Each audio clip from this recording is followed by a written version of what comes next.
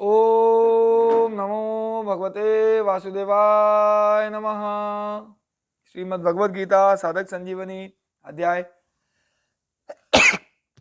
अध्याय 13 श्लोक संख्या 15। बहिरंतरश्च भूतानाम अचरम चरम एव च सूक्ष्मत्वादत्त विजयेम विज्ञेयम दूरस्थम चान्तिके च तत्। वे परमात्मा संपूर्ण प्राणियों के बाहर भीतर परिपूर्ण हैं और चर अचर प्राणियों के रूप में भी वे ही हैं एवं दूर से दूर तथा नजदीक से नजदीक भी वे ही हैं। वे अत्यंत सूक्ष्म होने से जानने का विषय नहीं है। व्याख्या। ज्ञेय तत्व का वर्णन 12वें से 17वें श्लोक तक कुल 6 श्लोक में हुआ है। उनमें से यह 15वां श्लोक चौथा है। इस श्लोक के अंतर्गत पहले के 3 श्लोकों का और आगे के 2 श्लोकों का भाव भी आ गया है। अतः यह श्लोक इस प्रकरण का सार है। बहिरंतश्च भूतानाम अचरम चरमेव च। जैसे बर्फ के बने हुए घड़ों को समुद्र में डाल दिया जाए तो उन घड़ों के बाहर भी जल है, भीतर भी जल है और वे खुद भी बर्फ के होने से जल ही है। ऐसे ही संपूर्ण चर अचर प्राणियों के बाहर भी परमात्मा है, भीतर भी परमात्मा है और वे खुद भी परमात्मा स्वरूप ही हैं।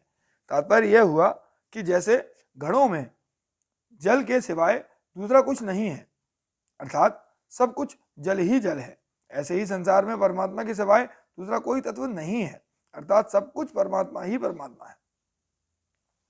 इसी बात को भगवान ने महात्माओं की दृष्टि से वासुदेवः सर्वम और अपनी दृष्टि से सद सच्चाहम कहा है। दूरस्थम चान्तिके च तत्। किसी वस्तु का दूर और नजदीक होना 3 दृष्टियों से कहा जाता है।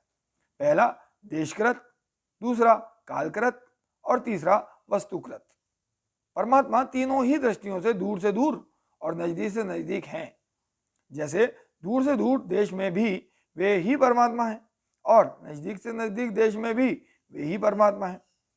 इसे ऐसे समझें कि पृथ्वी से दूर जल है, जल से दूर तेज है, तेज से दूर वायु है, वायु से दूर आकाश है, आकाश से दूर महत्व है, महत्व से दूर प्रकृति है और प्रकृति से दूर परमात्मा है। इस तरह दूर से दूर परमात्मा है। दूर से दूर होते हुए भी वे परमात्मा व्यापक रूप से सब में है, क्योंकि परमात्मा सबके कारण है और कारण सब कार्यों में रहता है। प्रकृति से नजदीक स्थूल शरीर है, स्थूल शरीर से नजदीक सूक्ष्म शरीर है, सूक्ष्म शरीर से नजदीक कारण शरीर है, कारण शरीर से भी नजदीक अहम है और अहम से भी नजदीक परमात्मा है। इस तरह नजदीक से नजदीक परमात्मा है। परमात्मा जितना नजदीक है उतना नजदीक दूसरा कोई भी नहीं है। तो पहले से पहले भी वे ही परमात्मा थे और पीछे से पीछे भी वे ही परमात्मा रहेंगे और अब भी वे ही परमात्मा हैं। संपूर्ण वस्तुओं के पहले भी वे ही परमात्मा हैं, वस्तुओं के अंत में भी वे ही परमात्मा हैं और वस्तुओं के रूप में भी वे ही परमात्मा हैं। उत्पत्ति विनाशशील पदार्थों के संग्रह और सुख भोग की इच्छा करने वालों के लिए परमात्मा तत्वतः समीप होने पर भी दूर है, परंतु जो केवल परमात्मा के ही सम्मुख हैं उनके लिए परमात्मा नजदीक है। इसलिए साधक को सांसारिक भोग और संग्रह की इच्छा का त्याग करके केवल परमात्मा प्राप्ति की अभिलाषा जागृत करनी चाहिए। परमात्मा प्राप्ति की उत्कट अभिलाषा होते ही परमात्मा की प्राप्ति हो जाती है, अर्थात परमात्मा से नित्य योग का अनुभव हो जाता है। सूक्ष्म सूक्ष्मत्वात् विज्ञेयम्। वे परमात्मा अत्यंत सूक्ष्म होने से इंद्रियों और अंतःकरण का विषय नहीं है, अर्थात वे परमात्मा इनकी पकड़ में नहीं आते। अब प्रश्न उठता है कि जब जानने में नहीं आते तो फिर उनका अभाव होगा? उनका अभाव नहीं है।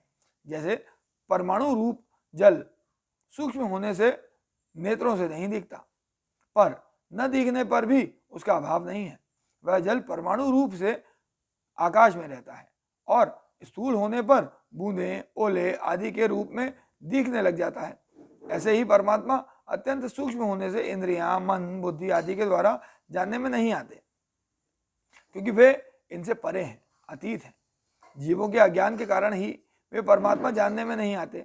जैसे कहीं पर श्रीमद् भगवद गीता शब्द लिखा हो, जो पढ़ा लिखा नहीं है उसको तो केवल लकीरें ही दिखती हैं, और जो पढ़ा लिखा है उसको श्रीमद् भगवद गीता दिखती है। संस्कृत पढ़े हुए को यह शब्द किस धातु से बना हुआ है, इसका क्या अर्थ होता है, यह दिखने लगता है। गीता का मनन करने वाले को गीता के गहरे भाव दिखने लग जाते हैं। ऐसे ही जिन मनुष्यों को परमात्मा तत्व का ज्ञान नहीं है उनको परमात्मा नहीं दिखते, उनके जानने में नहीं आते, परंतु जिनको परमात्मा तत्व का ज्ञान हो गया है उनको तो सब कुछ परमात्मा ही परमात्मा दिखता है। उस परमात्मा तत्व को ज्ञेय भी कहा है और अव्यज्ञेय भी कहा है। इसका तात्पर्य यह है कि वह स्वयं के द्वारा ही जाना जा सकता है, इसलिए वह ज्ञेय है, और वह इंद्रियां, मन, बुद्धि के द्वारा नहीं जाना जा सकता, इसलिए वह अविज्ञेय है। सर्वत्र परिपूर्ण परमात्मा को जानने के लिए यह आवश्यक है कि साधक परमात्मा को सर्वत्र परिपूर्ण मान ले। ऐसा मानना भी जानने की तरह ही है, जैसे बोध होने पर ज्ञान को कोई मिटा नहीं सकता, ऐसे ही परमात्मा सर्वत्र परिपूर्ण है, इस मान्यता को कोई मिटा नहीं सकता। जब सांसारिक मान्यताओं अर्थात जैसे मैं ब्राह्मण हूँ, मैं साधु हूँ आदि को, जो कि अवास्तविक है, कोई मिटा नहीं सकता, तब पारमार्थिक मान्यताओं को अर्थात जो कि वास्तविक है कौन मिटा सकता है। तात्पर्य यह है कि दृढ़ता पूर्वक मानना भी एक साधन है, जानने की तरह मानने की भी बहुत महिमा है।